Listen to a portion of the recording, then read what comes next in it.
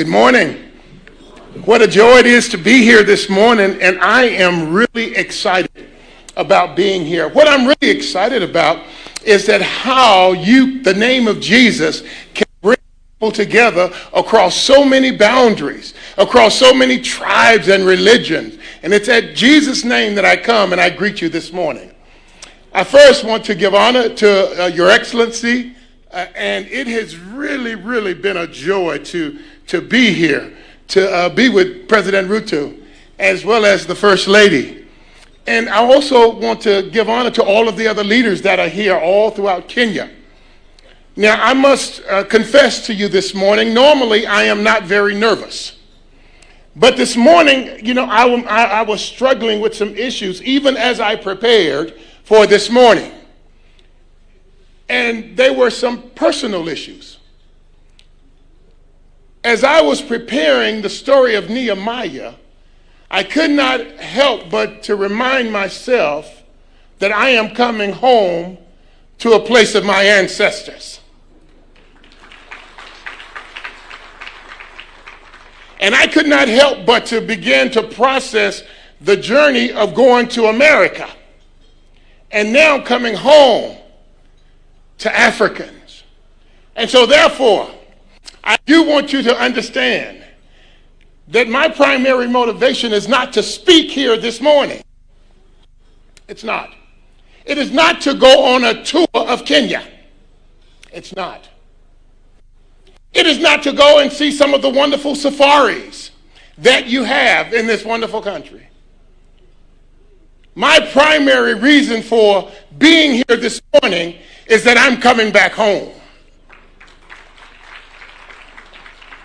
And even as my brother Earl and I traveled together, we made that very clear, that we're coming home to see our brothers and our sisters, that we're coming home to walk on lands that our ancestors walked on. We're coming home to swim in streams and lakes that our ancestors swam in, that it is a joy to be here this morning. Thank you for inviting me to come back home. Now, I don't want to take a lot of time, because most of the time when you get someone who's been a preacher for a while, they talk for a long time. Did you notice the secretary this morning? He just kept talking, because preachers talk for a long time, don't we? But I want to make sure that my comments are brief. But I also want to make sure that this wonderful theme that you have, that I give it due justice. And I also want to make sure that the verse that you all presented for the theme this year, I give it due justice. Now, remember, your theme is arise and rebuild. Now, I thought that was one of the most radical themes that I've heard in a long time. Because even the word arise means that someone has been sleeping, and therefore it is calling for the continent of Africa to wake up. To wake up, Africa, and reach the potential in which God has given to you. Now, the word arise is very different than the word rebuild, because the word rebuild means that you've got to go to work. And so you don't just rise up. It is time for Kenya to say, God, how in the world do I go to work? How do we go to work? Now, here is the big question that I had even as I prepared to come this morning. What is it that we're going to rebuild? What is it? Is it to build a wall as listed in the passage of Nehemiah? Is it to build other buildings? What is it? What are we together going to build? And what I want to suggest to you this morning, I want to suggest that what the passage is suggesting is that we also rebuild relationships. Because even as we come this morning, and even as we read the text, we see that relationships are an integral part of this text. Now, let me give you an example. If you read in Nehemiah chapter 2, verses 17 and 18, you will see 14 pronouns in this text. And as you know, pronouns, they're always talking about people. And so the question that I was asking was, which is easier, to build a wall or to rebuild a relationship? Because rebuilding a wall, you use bricks and mortar and concrete. But to even say that we're going to rebuild a relationship, it is saying, how do we rebuild trust? That's what your Gen Z is asking. How do we rebuild respect? How do we rebuild love? And so this morning as a theme, what I want to just suggest, I want to give you just some principles on how to rebuild and on what to rebuild. Is that all right? So let's take a quick look at it. The first thing, even as we look at this text, and let me read the text for you just briefly. We just heard it. It says, "Then I said to them, you see the trouble we are in. Jerusalem lies in ruin, and its gates have been burned with fire. Come, let us rebuild the wall of Jerusalem, and we will no longer be in disgrace." I also told them about the gracious hand of my God on me and what the king had said to me. They replied, "Let us start rebuilding." So they began this good work. And so as I looked at that, what is it that we're trying to rebuild in relationships? You know, I love the great work of the African Union, doing great work. But I'd like to suggest to you this morning, just as an African American coming to Kenya, I think that the first relationship that we must rebuild is a relationship back to your brothers and sisters in the African diaspora. That we in Africa, there in America, we have so many African Americans. We have so many Africans who grew up and their parents grew up in Africa and they sent their children to America. But they decided to stay in America. Some of the greatest minds are in the diaspora. And if you really, really read the text, Nehemiah was not from Jerusalem. Nehemiah was from the diaspora. Just think about it. Nehemiah, he wasn't born in Jerusalem.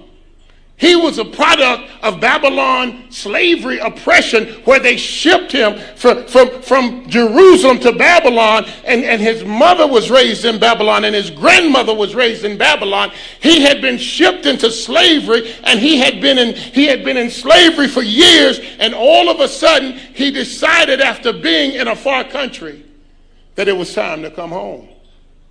It was time for him to come and use his gifts and talents at home. And I remember last week I had the wonderful privilege of meeting with the ambassador of Kenya in the United States. And as we stood there, he asked me, he challenged me, he said, "How in the world, Ricky, do I get in with the Congressional Black Caucus so that I can use the influence that they have back at home?" And even then we started processing. How in the world do we use these brothers who are in the diaspora? And how do we use the influence that they have and bring them back home, back to the land in which we came from? How do we be just like this wonderful man Nehemiah and begin to use those relationships? You see, the reality is the relationships in the diaspora help funded the project in Jerusalem. And I want to say this to you this morning, that you've got brothers and sisters all over the world that God can use in a mighty way to partner with our brothers and sisters in Kenya to say, how can we work together and how can we be together? I think another relationship that we must begin to make sure that we process. I think that your relationship with one another. If you read this wonderful passage, you see that and within all these pronouns, they are trying to build this relationship with one another. And one of the tragedies could always be that you have relationships to the diaspora, but you don't have relationships here at home. And you know there are tensions in relationships. I know Your Excellency knows about tensions in relationships. But here's the thing about relationships. All of us say that we follow Jesus. But some of us can be pretty disrespectful and pretty mean. All of us say, I mean, we can read the verse in John 13 where Jesus says that they will know that you're my disciple by your love for one another. But when we get angry with one another, we don't love each other very well. And so I remember in Washington, D.C., I was walking down in the lower level of the Capitol. And I had a Republican brother. He was a white brother. And he was a Republican. And I remember when I saw my Republican brother, we greeted each other with a hug. And we talked for about 10 minutes. And as we carried on a conversation with my Republican brother, I looked to the side and I saw a brother from the opposite party coming, an African-American Democrat. So I told my brother, Lee, why don't you stay here with my Republican brother while I go over and while I have a conversation with my Democrat brother. When I left, I could tell the pressure he felt. So when I returned from the conversation and I started to talk to my Republican brother, he asked me, was I one of them? And I asked him, well, what is one of them? What does that mean? He said, I'm asking you, Ricky, are you one of us or are you one of them? And I said, no, I must apologize to you. I'm not one of them. I'm one of his.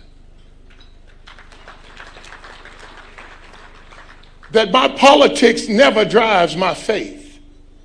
My faith must always drive my politics. That I don't come here to find enemies, because Jesus teaches us this wonderful principle. And here's the principle that I taught him.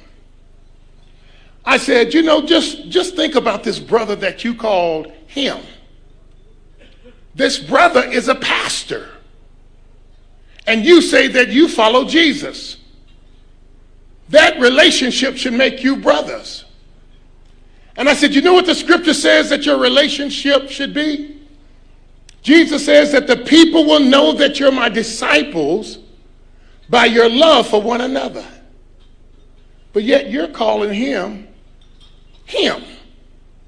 You've devalued him. I said, but even keeping up with your train of thought, let's say if you devalued him in the scriptures, and let's say you demoted him from being a brother and you made him a neighbor. That's an honest demotion. He's no longer my brother, he's my neighbor. Then what should be your response to your neighbor? Well, Jesus says in Matthew 22 that we're to love our neighbor as we love ourselves. I said, so if you're a brother, your response should be to love him. If you are a neighbor, your response should be to love him. But what if you demoted him again? What if you demoted him from a brother to a neighbor and now you demote him to an enemy? You don't like him. You don't want to be around him. He is now your enemy. The question is, what is our response to our enemy? In Matthew 5, Jesus says that we're to love our enemies. You see what the tension is that we're all brothers when we believe in Jesus. There is no room for disrespect. There is no room for a lack of love. There is no room for trust that doesn't exist when we follow Jesus. And so my brother, he looked at me and said, so what are you saying? I'm saying to you, brother, and this is what I said to him, you must be intentional about building relationship with your brother. What if all of our political leaders were intentional about building relationships on the other side? What if they said, how do we go and build a relationship and love our brother and love our sister? What if we were intentional about it? Can you imagine what's going to happen here?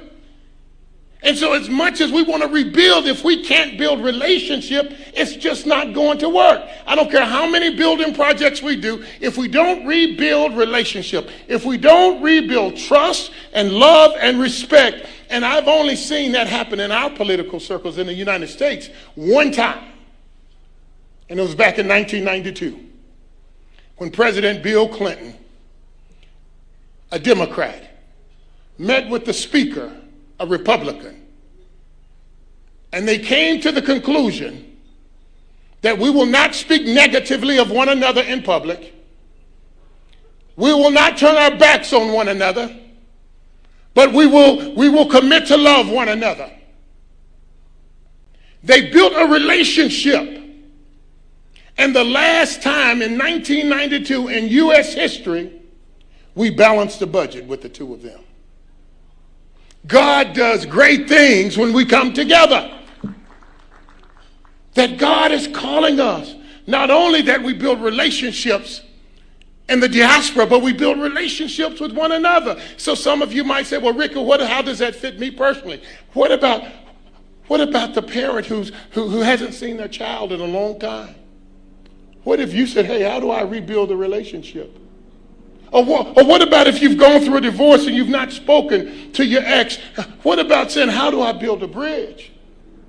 What about the neighbor that you don't really like? How do you begin to build relationships? What about your Gen Z? How do you build the bridge? You know, I have children. I have 5 children, 4 boys and 1 girl.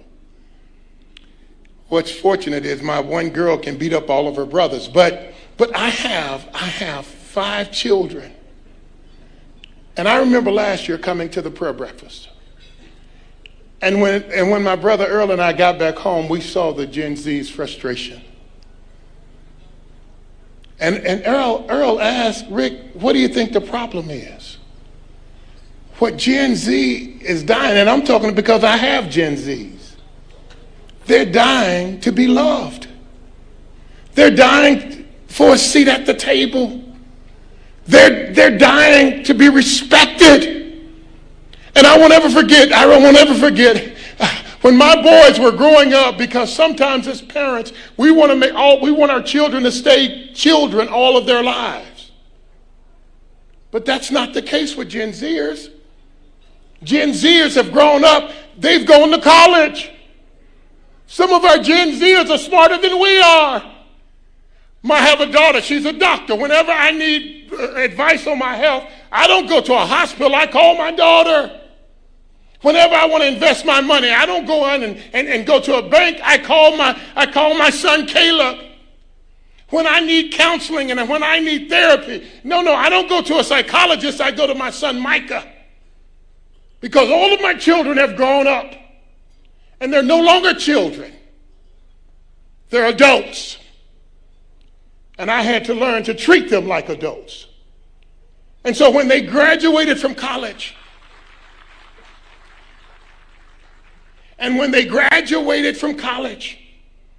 I took each of them out to dinner. And I gave them a kiss. And I said, you are now an adult. I expect you to make decisions like an adult. I don't have to go and live anywhere in your neighborhood. None of my kids live within 1,000 miles of where I live. But they all act like adults. And one of the most frustrating things that could happen to a Gen Zer is that you keep treating them like a child. And I got to tell you, I started praying for Kenya. Because, I work with young people. I mentor young people. I understand a little bit about their minds. And one of the things I prayed for is I said, here's my prayer. I said, Lord, I pray the adults would apologize to our Gen Zers.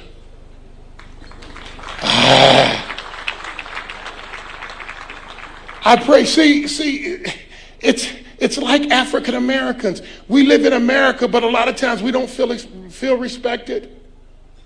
And people ask, why is there always a race issue in America? I can tell you why. Because no one's ever apologized. No one's ever said, I'm sorry, for the horrific pain that you experienced. They've never done it in our history in this country. And I just want to suggest to you, when we're talking about relationships and we're talking about really rebuilding relationships, wouldn't it be beautiful if leaders would stand up and say to our GenZs, we had you arrested, and we know that had to be traumatizing, and we're sorry.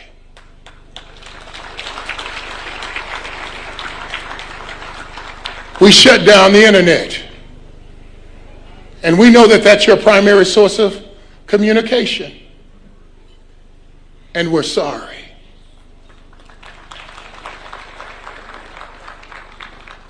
Now we want to bring you to the table so that you can have a voice, because you're no longer a child. You're an adult. And we want to begin to say, how do we begin to treat you like an adult? I won't ever forget the time, and I'm almost done. I won't ever forget the time when a guy gave me permission to be an adult. I was in the NFL, my first year in the NFL. We had a coach he was a German guy by the name of Marty Schottenheimer. And when I got to Cleveland, I would go in, and when I would see the head coach, Marty Schottenheimer, I would say, hey, how are you doing, Coach Schottenheimer? And he looked back at me and he said, I'm doing fine. How are you doing, Player Bolden? And the next day I would see him and I said, well, Coach Schottenheimer. And he would say, okay, Player Bolden. And after about a week, I went to him and I said, why do you keep calling me Player Bolden? He said, Ricky, you're an adult now. You don't have to call me Mr. Schottenheimer. You don't have to call me Coach Schottenheimer. You can refer to me as Marty. That's my name. You are a man now. I expect you to act like a man. And that's what our GenZers are crying for. They're crying for the right to be adults, because they are. They've gone to college. They've buying their own house. They're getting married. They're adults. And I want to encourage you even here today, Kenya. I challenge you that when we start talking about rebuilding relationships, then the question is, how do we begin to rebuild the relationships with our GenZers? Because they love you, they care for you, they respect you, but they don't feel respected. The last thing, and I'm leaving now, but you know, there was one other thing as I'm leaving, and I don't want to get out of here. The last relationship that I think you need to build, not only with Africans in the diaspora, not only Africans within your own country, but as I was leaving, I said, you must also build relationships, really rebuild your relationship with the Lord. That is serious. Did you hear what this wonderful man, Nehemiah, said? Listen to what he said here. And I'm on my way out of here. You know, my time is up. Yep, my time is up. Let me tell you what he said here. This was so critical. He said, he says, I also told them about the gracious hand of my God on me and what the king had said to me. Did you see that? When I read that, it blew my mind. Let me tell you how I interpreted that. As I take my seat, whenever people do that, they're really not getting ready to, yes, I am going to take my seat. But listen to what Nehemiah was saying. He said, I spoke to the king, but the King of Kings had his hand on me. Oh, that's different. Because while he honored and respected the king, as you go forth, Kenya, there's a King of Kings. And what we desire more than anything is that the King of Kings places his hand on our lives. And when you have the hand of the King of Kings on your lives will be blessed, and Kenya will never be the same. God bless you. God keep you.